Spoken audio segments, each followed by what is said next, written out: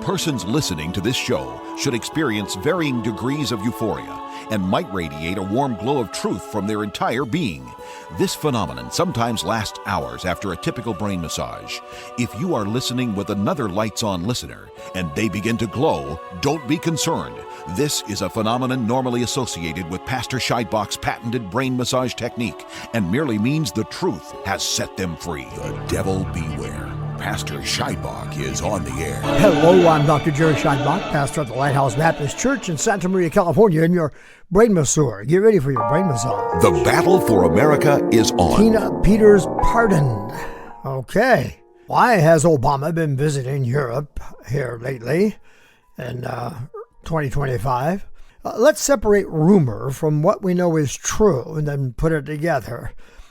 The number of white Americans decreased in this country for the first time in our history. Whites have been demonized so that many are ready to change sides. Warning, don't think when whites are in the minority, those in the majority are going to give you the privileges that currently go with minority status. Only white people do that kind of stuff. Well, it appears that impeachment is under impeachment. Senior Democrats are frustrated that their colleagues are weaponizing impeachment. More than 40 of these Democrats voted present rather than choosing sides, and they did that to avoid appearing to support Trump. Happy Trump means there's a sad judge somewhere. In this case, many happy babies also that have been given an increased chance to survive the womb of soulless women and the men who support them. It's time for your brain massage. Truth served here, flavored with delectable wit, succulent sagacity, luscious logic. A gourmet meal for the mind. Tina Peters pardoned. But hold the applause. In a few moments, you're going to understand why this pardon comes so late. A question I've had from time to time. And now I'm demystified on that one, and why Colorado continues to hold her in state prison despite the fact that she's been pardoned by the president. And by the way, also Rudy Giuliani, Mark Meadows, Sidney Powell, John Eastman, Jenna Ellis, Kenneth Chesebro, or however, Boris F. Stein, in order to differentiate from Epstein, that's spelled differently, and then Jeffrey Clark, all of these and others who dare to question the highly questionable 2020 election, charged, manipulated into a plea deal, or thrown in prison. I'm sick of the new home of DNC established media. It's called AI. Every single query is met with sources and framing that represents the framing of CNN, MSNBC, MS Now, and ABC, and CBS, and BBC, and so on, and the rest of the wagons that circle to protect the Russia hoax. AI commentary is framed by the opinions expressed in these sources. It's best if AI just keeps its mouth shut about its opinions and trying to characterize the news and just provide a balanced array of news sources. That's it. Anyway, the fact is the president doesn't have authority or power to provide a pardon for somebody convicted on the state level. And so what's happened are these governors and these Soros attorneys general and so on are just snubbing their nose at Trump. And Trump knew this, by the way. He knew that his pardons wouldn't free Tina Peters. Tina did thank him for his efforts. Obama is rumored to have been visiting London lately, as lately as October this year. All AI-generated answers to every query conceivable, even those that inquired whether there was any rumor of such a visit, returned a strong, there is no credible report type of response. With no mention of those reports they might deem incredible. Don't even bring that side up, all while assuring us that the algorithm did carefully examine CNN, CBS, ABC, Reuters, AP, and so on, all of them famous for carrying Obama's DNC water in Russiagate hoax, and covering for Biden, by the way. And I noticed that they missed at least one source that I stumbled upon, I thought was both credible and worthwhile. Kevin Craig tells us he met with Obama in London. Yep, right here, under my never was or ever will be nicotine-stained fingers, and safely archived in my show notes. See it in my notes. Dated 6th of October, 2025. So, yeah, that's after November 5, 2024. And it's after what AI said was the last time that Trump visited London sometime in 2024. Is there another London in view here? You know, like London, Texas, or maybe the city of London in Arkansas, or maybe the city of London here in California. Nope. No. This is London, United Kingdom. That's the place they met. So that's not it. Did they limit them to state visits? Well, no, because it did include the visit he made in 2024 during Obama's thing, or perhaps the end of his second term anyway. So according to a fellow named Kevin Craig, founded and is the CEO of PLMR, which, by the way, stands for Political Lobbying and Media Relations, claims that he met with Obama in 2025 on October 6th. In the interest of full disclosure, in case you want to hire this guy, Mr. Kevin Craig, to get you out of a political jam, since that's his expertise, Kevin was the Labour Party's candidate for Parliament in the 2024 UK general election. However, he was suspended by the party following an investigation by the Gambling Commission for placing a bet on himself to lose. He called it a dumb mistake, right? He and Benny Thompson would get along fine. Who's Benny? That's that Democrat representative from Mississippi, who is the top Democrat on the House Homeland Security Committee, who referred to the brutal murder of National Guard soldier Sarah Beckstrom, in which the murderer pointed his gun point blank at her head and fired two, and then also critically wounded another soldier, Andrew Wolf, on November 26th this year. He characterized all that as an unfortunate accident. Perhaps Benny should hire this PLMR CEO to guide him through the public relations quagmire he's created for himself.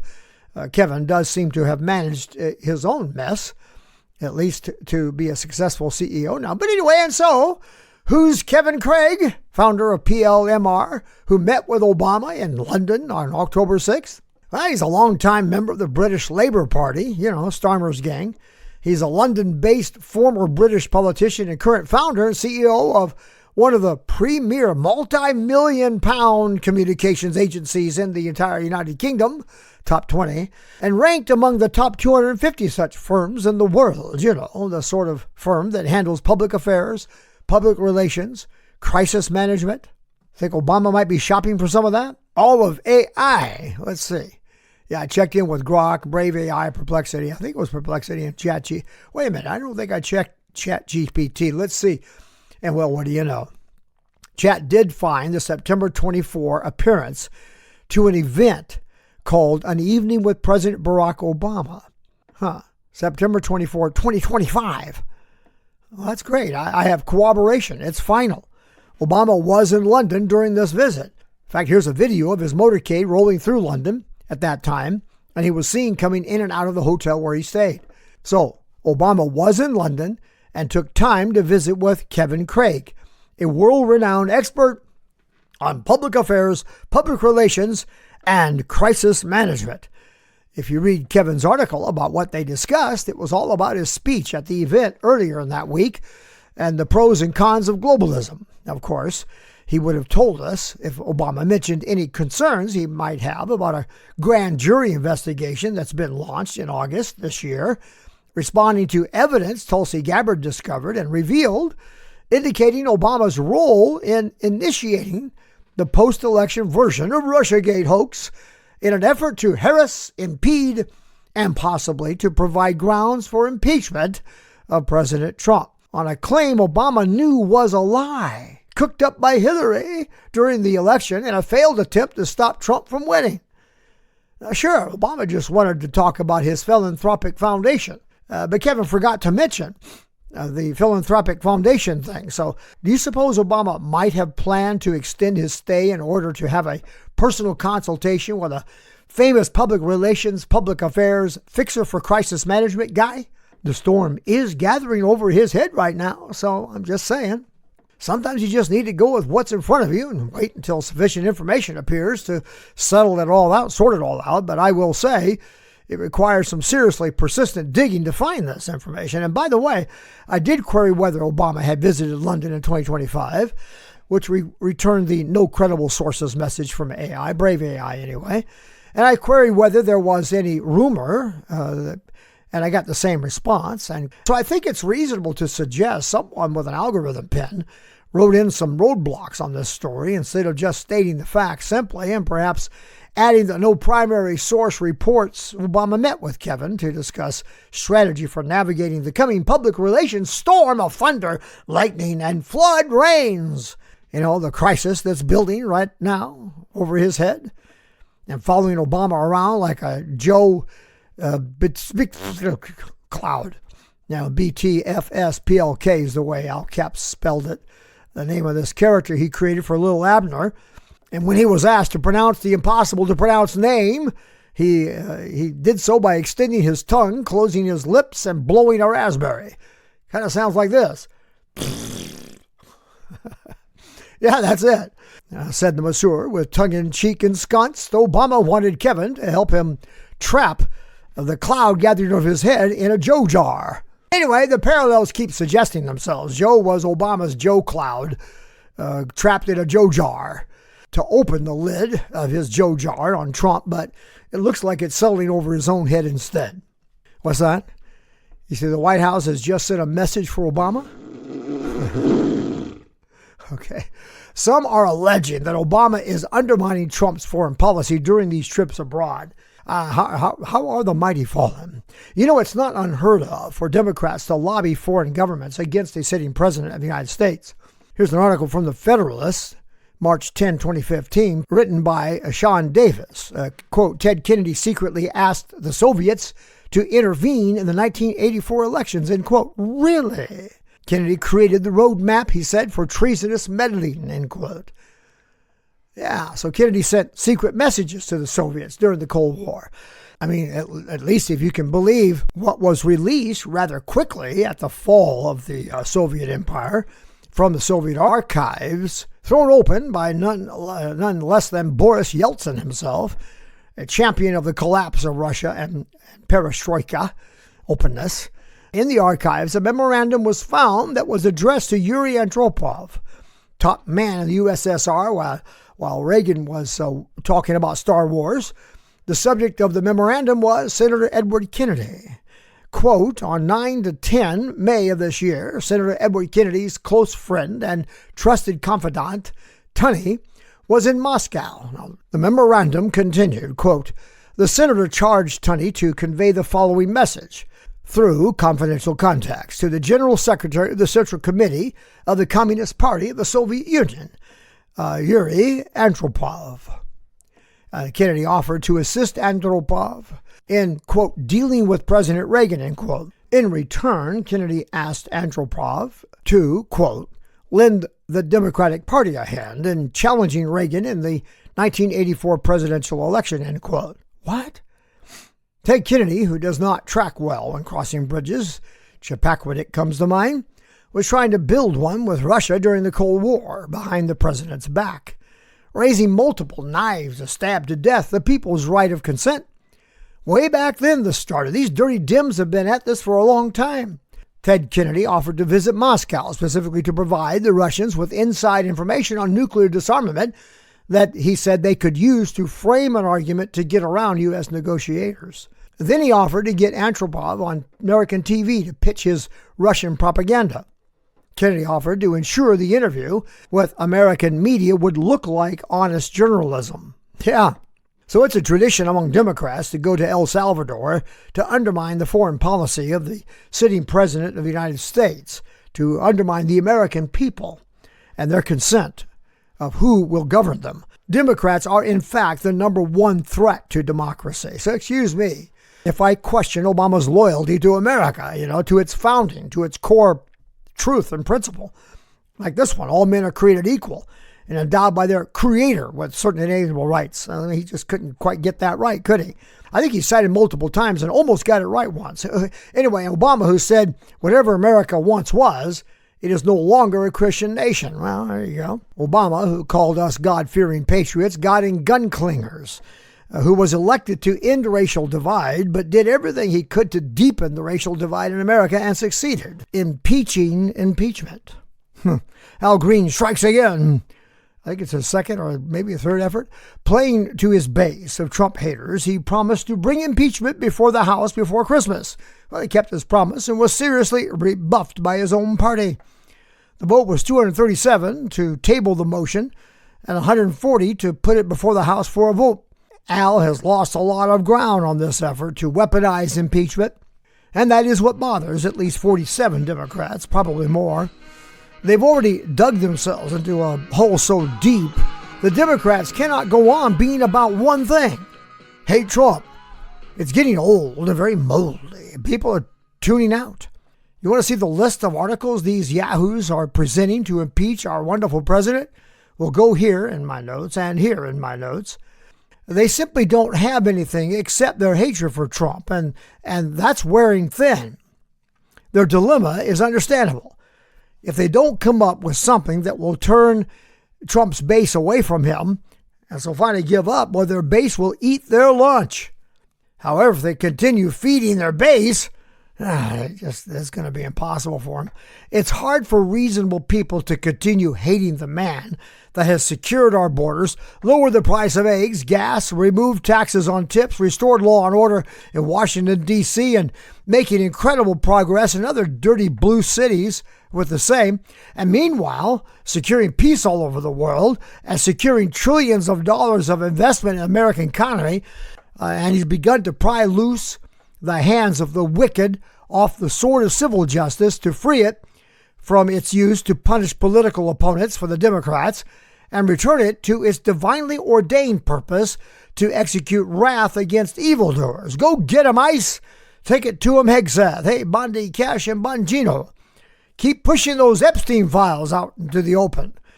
That's interesting. Hey, this was ordered by Congress 21 days ago. They had 30 days to get it done. We're down to 9 days, boys and girls. December 19 is the deadline. Anyway, federal judges in New York have ordered the unsealing of grand jury and investigative materials related to Epstein's 2019 sex trafficking indictment and Ghislaine Maxwell's prosecution. It looks like the Trump DOJ is supporting this, aggressively using the bill that he signed to pressure judges blocking the release of these files. What needs to happen is these creatures of darkness must be put out into the light. It's the only sure disinfectant.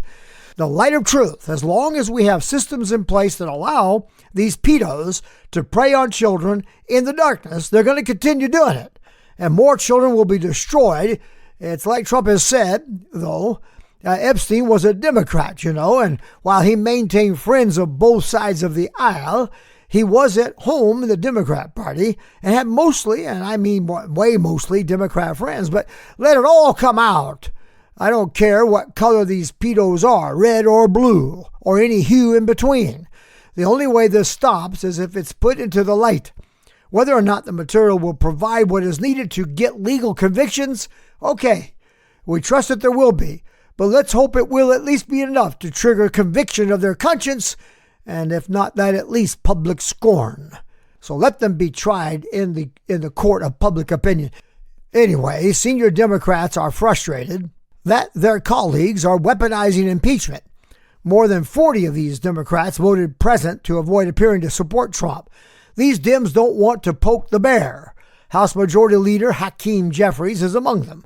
Earlier this year, Sri Thanadar, in Michigan, Democrat Michigan, introduced articles of impeachment that was a scattergun attempt that missed every target it aimed at. Her own party yawned. But I got to move toward a conclusion. Happy Trump means there's a sad judge somewhere. In this case, many happy babies that have an increased chance to survive the womb of a soulless woman and the men who support them and egg them on for abortion. These people are worthless. These men are just absolutely worthless cads. Nick Sorter posts on X, quote, "Major breaking. A U.S. appeals court has unanimously decided to overturn an activist judge's ruling that barred President Trump from pulling federal funding from Planned Parenthood. Huge win for millions of babies with praise hands waving there. With this decision being unanimous, it's time to impeach the Obama judge Indira Talwani, who clearly rules on emotion rather than law. If we don't get rid of these judges, we cannot fix our country, end quote. Well, amen, my dear friend. Complete with a Trump happily applauding picture and that silly judge Indira frowning under a Planned Parenthood location sign with a post on it that says, "We'll be closed." What is the procedure for removing a judge? They've got to be impeached by the House, and it's got to be tried in the Senate and all this kind of stuff. So it's really pretty tough. But you can go here for a rundown. Only 18 federal judges have ever been impeached in our 249-year history, and only 8 of those have actually been removed. I'm writing a book on the use of AI for research. It looks to me like what's happening is the establishment media is just reestablishing itself in AI. It's getting buried in these AI search engines. And I want to make some noise about it and get somebody to take a look at this, say somebody like Elon and Trump. So here's an example of a typical argument with AI. Here's my query.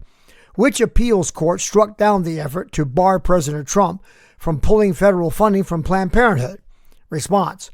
No appeals court struck down an effort to bar President Trump from pulling federal funding from Planned Parenthood. Instead, the Boston-based First U.S. Circuit Court of Appeals ruled on December 12, 2025, that a provision in Trump's tax and domestic policy bill ending Medicaid funding for Planned Parenthood and affiliates that perform abortions is not an unconstitutional punishment. You gotta be kidding me. Anyway, it goes on, thereby allowing the funding cut to take effect. What a bunch of gobbledygook. The court overturned a preliminary injunction issued in July of 2025 by a lower court judge who had blocked the law, concluding it likely violated the Constitution as a bill of attainder. While some lower courts had temporarily blocked the provision, the First Circuit's recent decision permits the Trump administration's defunding effort to proceed, quote unquote. It's just, you got to be kidding me. My follow-up query to AI will help, if you don't get it, clarify what I'm seeing here. What a bunch of convoluted nonsense. The appeals court ruled to allow the cuts that a lower court tried to block. Give me a break. That's what I wrote to AI. AI's response to my follow-up query, quote, you're correct. The First U.S. Circuit Court of Appeals reversed a lower court's injunction and allowed the funding cuts to proceed. The lower court had temper, and it goes on. You get, it's just it's somewhere in the neighborhood of totally disappointing that something I really thought was going to be a good thing, a good research tool. Because I do a lot of research. I mean, I'm serious, through the week and then on Fridays intensely. I'm hours and hours and hours and hours running this down, running that down, running another thing down. And I really did hope. I thought, well, if one of these AI engines can search and aggregate the news for me so I get a whole internet look at what's being said about this or that topic, man, that would just go so far toward helping me with my research burden, which is significant. But alas, this is what I'm dealing with. Boy, I'm going to write my book. I'll publish it soon enough, I hope, and you'll get a chance to read it and see all these examples of this very kind of thing, where the left-leaning framing of virtually all of the news that they first give me is so obvious. And then when I point it out, sometimes they struggle a little bit, they fight a little bit to hang on to it, and I just keep hitting them with facts. And then they come back with, you're right. That happens over and over and over and over again. And anyway, you've got to do your own research, and you cannot just go with how they frame the news. And I would recommend you join me in poking at them about this. Go ahead and just answer back sometimes and say, I didn't ask for your opinion about this, and I didn't ask for how you want to frame the story. I just asked you for the stories, period. Give me the far left stuff. Give me the leaning left stuff. Give me the middle stuff. Give me the leaning right stuff. Give me the far right stuff. Just give me a look at what they're saying about this or that topic. without you taking his side. And I've had that argument with him over and over and over again. And I've kept them all, by the way. I've copied them and kept every bit of it, so I'll be able to use it with my book. And hopefully you will pay attention when you're using AI. Well, my friends, it's Christmas time. It's an opportunity to buy some very wonderful gifts that you know your friends, family, and so on will enjoy. But it's also a good time to buy some books you know that will really help them, that will impact their life in a major way. And God's War is one of those books. And we're making this book available to anyone who wants it for $10 plus whatever it takes us to ship it, unless you want to come by the church and pick it up out of our bookstore. That's right. This book is retailed at $41. It's 500 pages. It's 14-point font, so it's not hard to read, but it's 500 pages plus fully indexed, thoroughly footnoted, I mean jam-packed with insight into the issue of God's war and the question why Christians should rule the world. Now, I know people hear that and they get a little freaky, but let me ask you who you want to rule it. America has been a Christian nation, and it has been the only nation that has afforded such long, enduring liberties and a recognition of the rights of man. It's been a light on the hill for all the nations to show them the way from truth to freedom, and to understand that our Christian base affords for us the spirit of liberty. Oh, the book is absolutely intriguing. It's fascinating, and you will grow through reading it, and you will be helped, and your friends will also. $10. Wow. You can't beat that price. So call 805-314-2114 and just say, I would like to get a copy of God's War, or just mention God's War. We'll get back to you right away. Make sure you get that in time for Christmas. God bless you, my dear friends. I've lit the lamps of the Church Belfry Arch. You let me know you see they're on.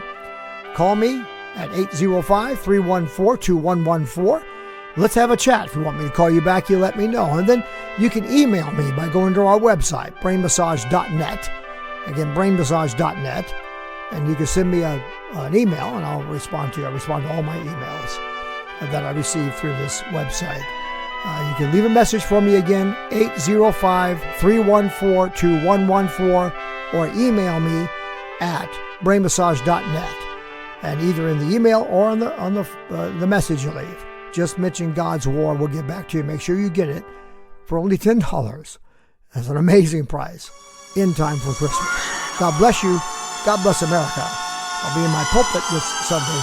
I look forward to seeing you in church. Your next brain massage is scheduled for Saturday at 12 noon and Sunday at 7 a.m.